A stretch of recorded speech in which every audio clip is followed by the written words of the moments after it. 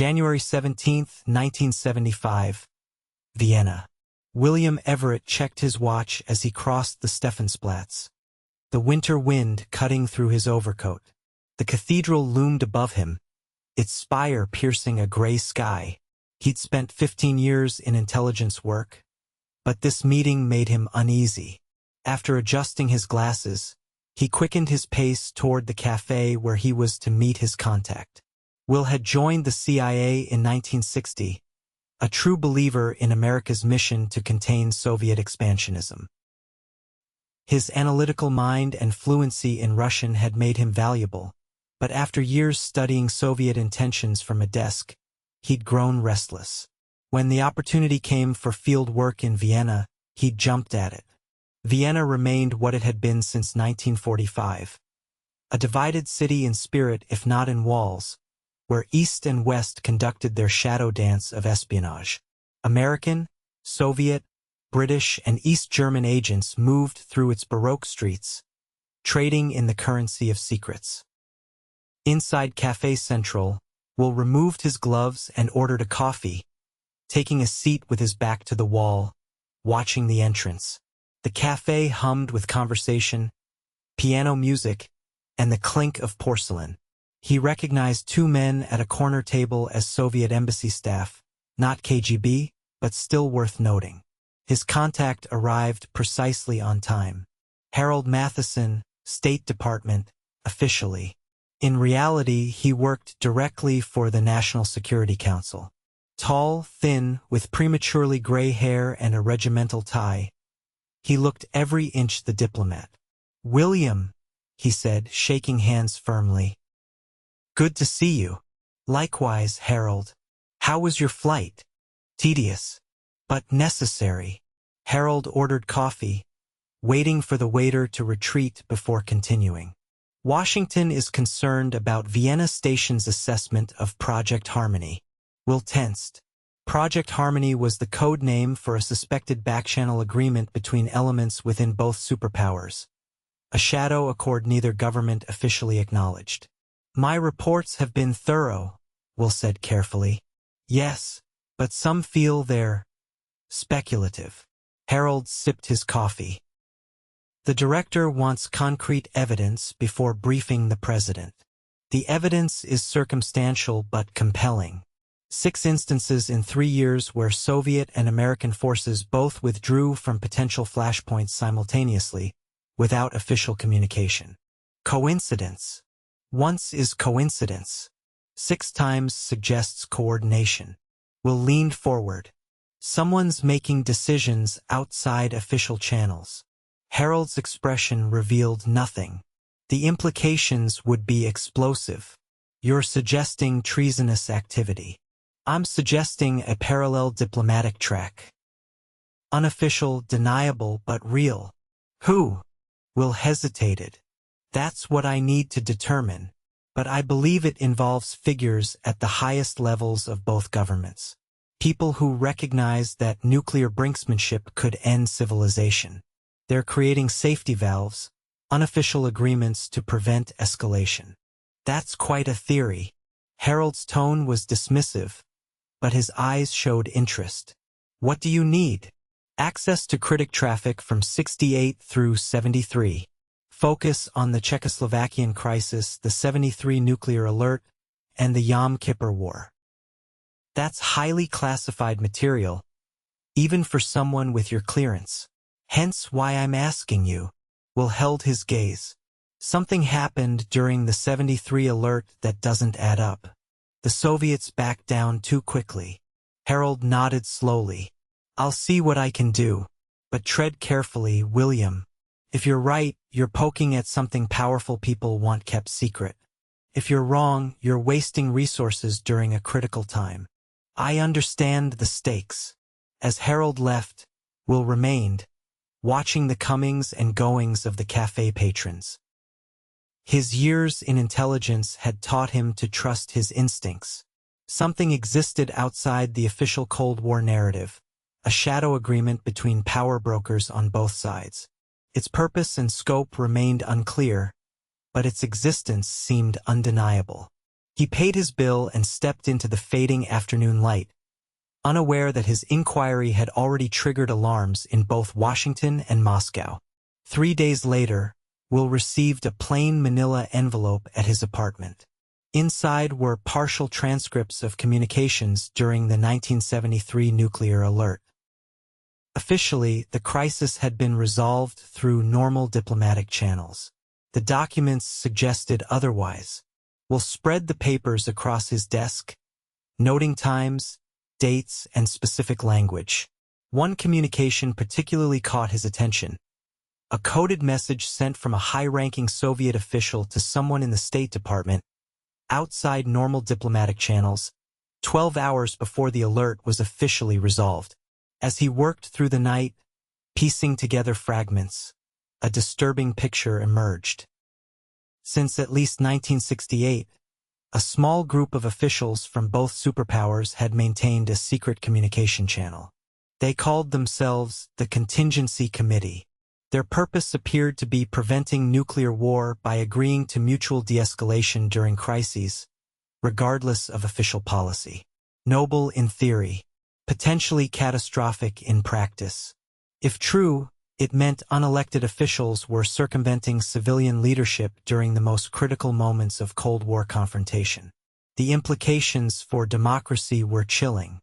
As dawn broke over Vienna, Will made a decision. He would push further, trace the membership of this committee, and determine their true agenda. First, he needed to verify the information through an independent source.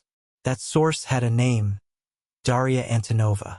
Daria had defected 3 years earlier, a mid-level analyst from the KGB's American department. She'd brought valuable intelligence, but had been quickly relocated to a quiet life in Quebec. What few knew was that she'd maintained contact with Will, their relationship professional but tinged with something more personal. She had helped him verify information on several occasions. Will placed a call to a number in Montreal, using their established code phrases to arrange a meeting. A week later, he sat in a nondescript hotel room in Geneva, waiting.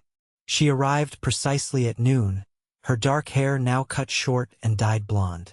Her eyes, however, remained the same, intelligent, wary, alive with contradictions. "William," she said, embracing him briefly. "It's been too long." "Thank you for coming, Daria." She removed her coat, studying him. "You look troubled. I need your expertise on something sensitive." He laid out the evidence of the Contingency Committee.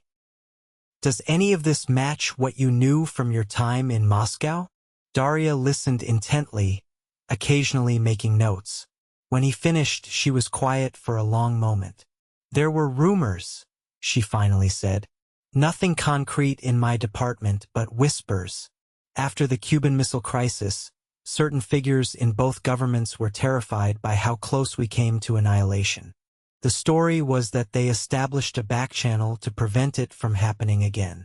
Who would be involved? On the Soviet side? Someone with direct access to the Politburo but deniability if exposed. Perhaps someone from Department V or the diplomatic service." She paused. "On your side, I can't say. Someone with similar access and protection." "What else do you know?" "Only rumors. That they intervened during Prague Spring to prevent Soviet forces from firing on NATO observers. That during the '73 crisis, they exchanged information neither government was sharing officially." Will paced the room. "If this is true, it undermines the entire concept of civilian control. These people, however well-intentioned, are making policy outside any accountability." "Perhaps," Daria said carefully, "they see themselves as the last line of defense against leaders who might destroy the world. That's not their decision to make, isn't it?"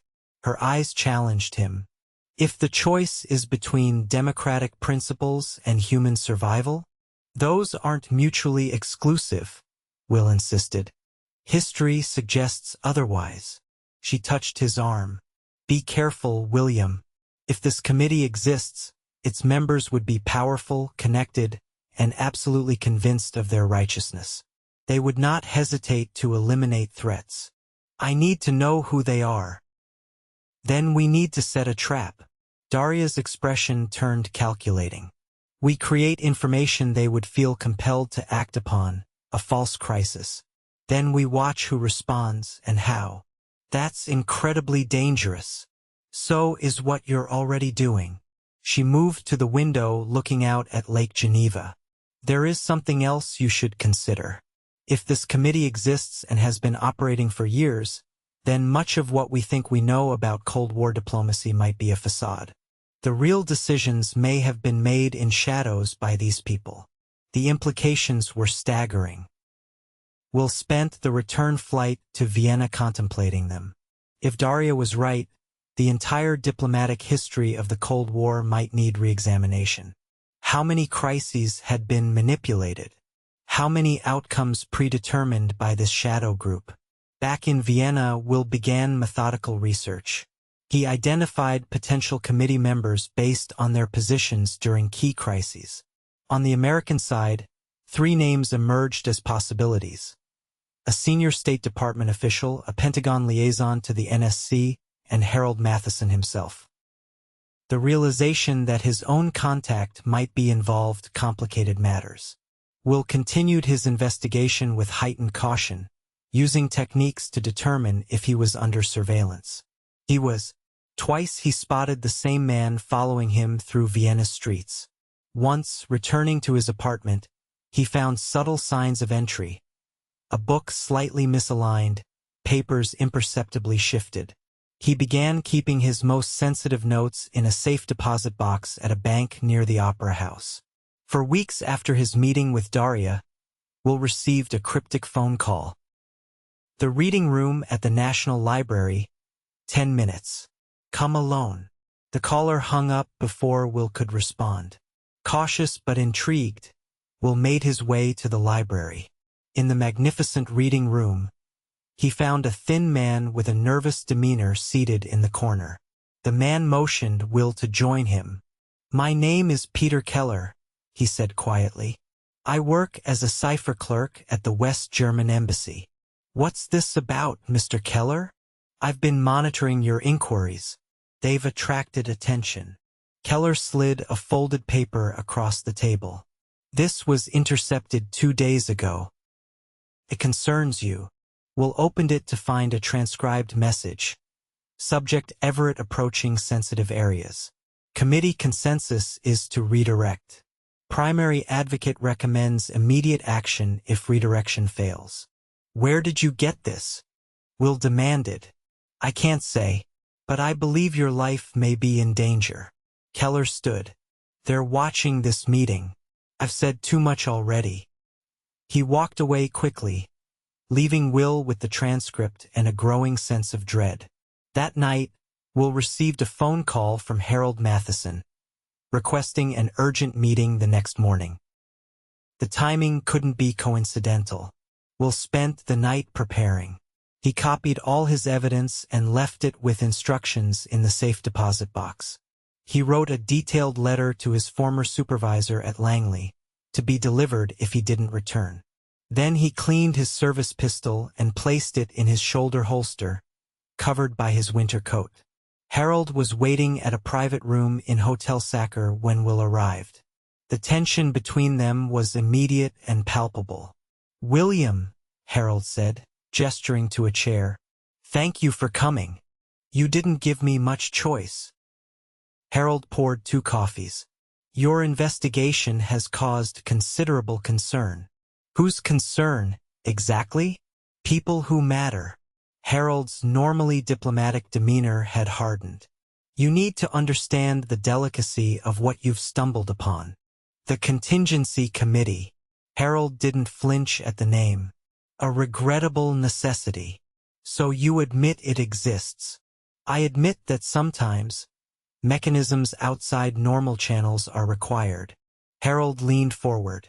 The Cold War isn't just 2 ideologies competing, William. It's the survival of humanity hanging in the balance. Sometimes official policy on both sides becomes dangerously rigid. Sometimes leaders make decisions based on politics rather than survival. That doesn't justify a shadow government. It's not a government. It's a safety valve. Harold's voice dropped. During the 73 alert, Nixon was incapacitated by alcohol and stress. Brezhnev was being pressured by hardliners. Without intervention, we might have seen nuclear exchange. So the committee stepped in. We provided a channel for rational actors on both sides to de-escalate without losing face. Who's we, Harold? Who's on this committee? Harold ignored the question. You have a choice to make. You can join us, your analytical skills would be valuable, or you can drop this investigation permanently and return to Washington. And if I do neither? That would be unfortunate. Harold's expression conveyed the threat clearly. Think of your country, William. Think of humanity. I am. That's why this has to stop. Will stood. Secret groups making decisions without accountability. That's not democracy or even good policy. It's dangerous. No matter how noble your intentions. You're making a mistake. Harold remained seated. We're offering you a place at an important table. I decline. Will moved toward the door. And I'll be reporting everything I've learned to the director. He already knows. That stopped Will cold. What? The director authorized the American side of the committee in 1968, as did his predecessor, as did the chairman of the Joint Chiefs. Will felt the ground shift beneath him. You're lying. I'm not. This goes higher than you imagine. Presidents are briefed selectively, given plausible deniability. Harold stood. We serve at the pleasure of elected officials, but we also serve history and humanity. Sometimes those loyalties conflict. Will left without another word, his mind racing. If Harold was telling the truth, his report would be buried, possibly along with his career or worse. He needed insurance, evidence that couldn't be denied or hidden. He needed the committee membership list and proof of their activities.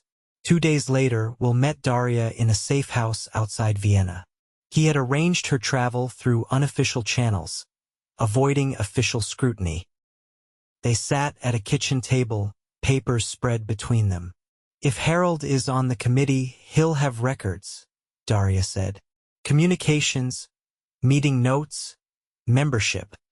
His apartment would be too obvious, too risky. Then where? Will considered. The embassy has a SCIF, a secure compartmented information facility.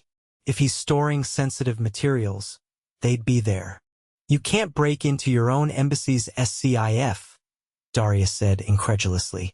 No, but I can access it legitimately and look for references to where else materials might be stored. Will tapped his fingers on the table. Harold mentioned that the director knows about the committee. That suggests official sanction, which means documentation somewhere in the system.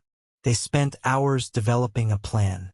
Will would use his legitimate access to search for references while Daria established a fallback position, a safe extraction route if things went wrong.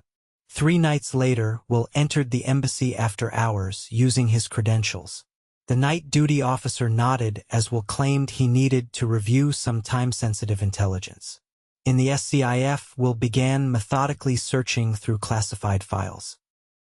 After 2 hours, he found a reference to contingency protocols in a budget document.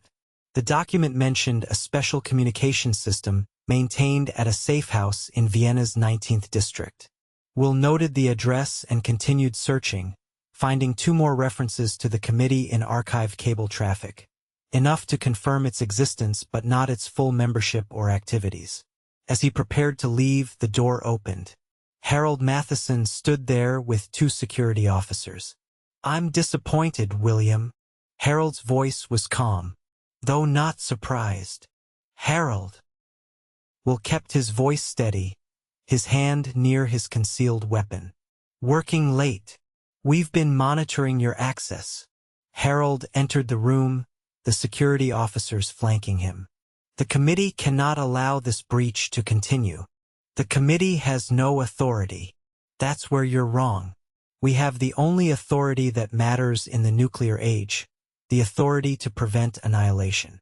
Harold sighed. Take him to the safe house. We need to determine how much he knows and who he's told. The security officers moved forward. Will had seconds to decide. Fighting would mean injuring or killing fellow Americans, an irreversible step.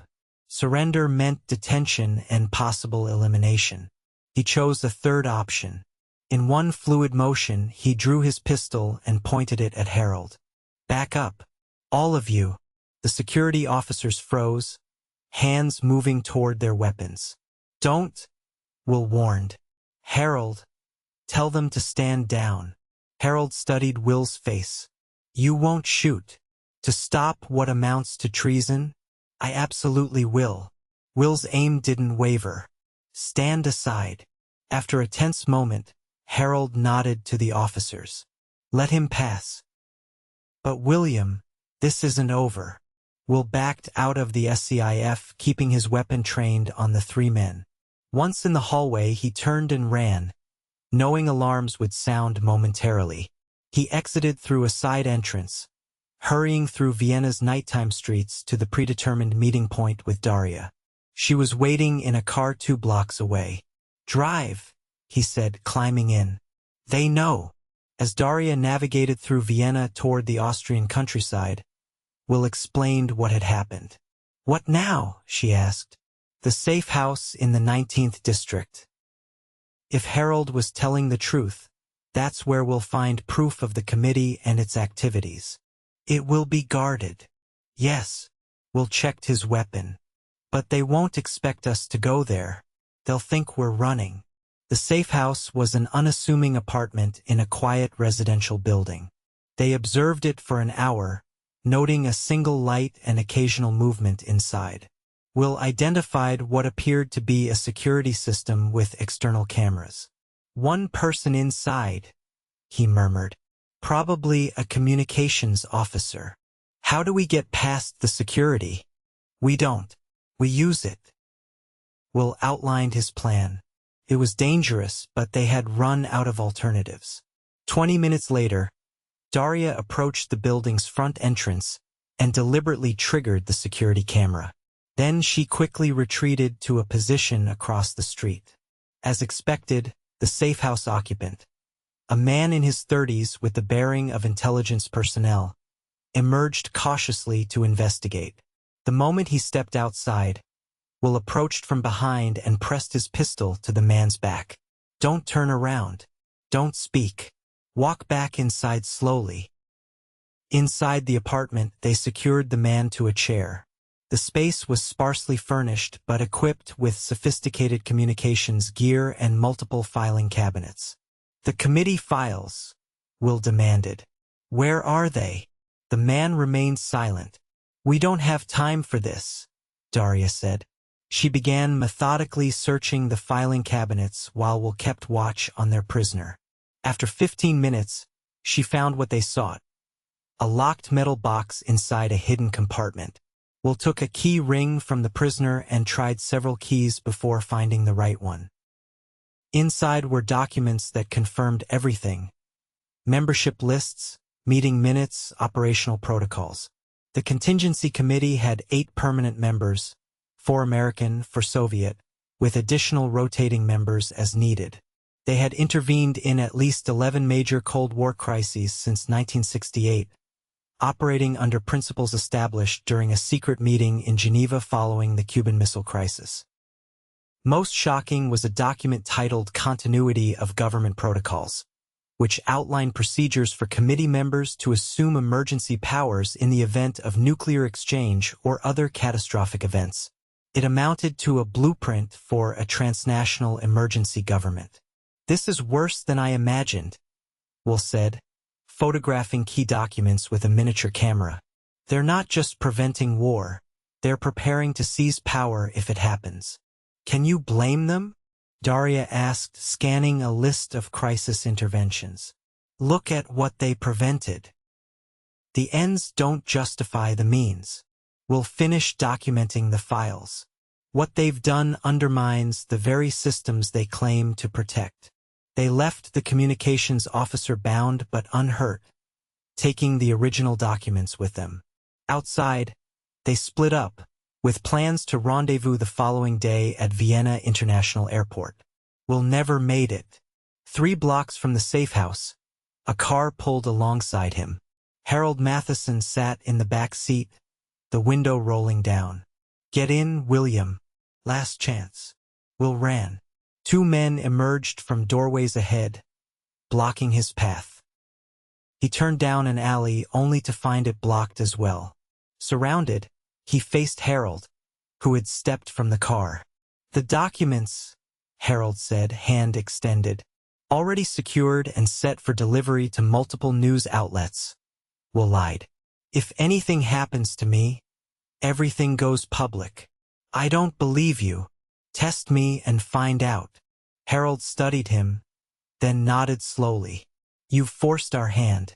The committee will have to evolve. Adapt. The committee needs to be dissolved. That's not your decision to make. Harold's expression hardened. But we can compromise. Your evidence for your freedom. You retire quietly, we reconstruct our security. The committee continues its work, perhaps with more oversight. We'll weigh his options. He could fight and likely die. He could surrender the documents and hope Harold kept his word. Or he could try a third option. I want guarantees, he said finally. Written assurances signed by all American committee members that there will be reforms. Proper oversight. That could be arranged. And I need 72 hours to ensure my insurance policy is deactivated. After that, I'll turn over all copies of the documents. Harold hesitated, then nodded. 72 hours. But you'll be watched. I understand. They parted uneasily, each knowing the other might be planning betrayal. Will used the time to implement his actual plan. He created multiple packages of evidence, sending them to trusted contacts with instructions to hold them sealed unless specific conditions were met. He also made one final meeting with Daria at a safe location outside Vienna. You're letting them continue? She asked incredulously when he explained the arrangement. No. I'm ensuring they're held accountable. He handed her a sealed envelope. This contains everything, the membership, their activities, the contingency protocols. Take it to this address in London. He gave her a slip of paper with a name and location. He's a journalist I trust. If I disappear, or if the committee continues unchecked, he'll publish everything. And what about you? Will looked away. I'll face consequences either way, but this ensures the truth survives regardless. Come with me, Daria urged. We can disappear. No. Someone needs to stay and see this through. He met her eyes. I still believe in the system, Daria. It's flawed, but it's worth fighting for. Their goodbye was brief but intense. The next morning, Daria left for London while Will prepared to meet Harold with the promised documents. They met at the same cafe where their journey had begun. Harold brought 2 other men Will recognized from the committee membership list, a senior Pentagon official and a State Department undersecretary. The reforms we discussed, Will said, placing a folder on the table. I need them signed before I hand over the evidence. The Pentagon official spoke. We've discussed your concerns, Mr. Everett. While we understand them, we cannot agree to formal oversight that might compromise operational security. Then we have nothing to discuss. We'll move to stand. Wait. Harold placed a hand on his arm. We're prepared to offer a compromise. Internal oversight. A review board within the committee but separate from operational decisions. Not good enough. The State Department official leaned forward. Mr. Everett, you must understand the necessity of our work. During the Yom Kippur War, when the Soviets threatened intervention, it was the committee that brokered the stand-down. Official channels had broken down. Without our intervention, American forces might have engaged Soviet ships directly. "I don't dispute your achievements," Will said quietly. "I dispute your right to operate without accountability. Would you prefer nuclear war to imperfect solutions?" the Pentagon official asked. "I would prefer honest democracy to benevolent conspiracy." Will stood. "You have my terms."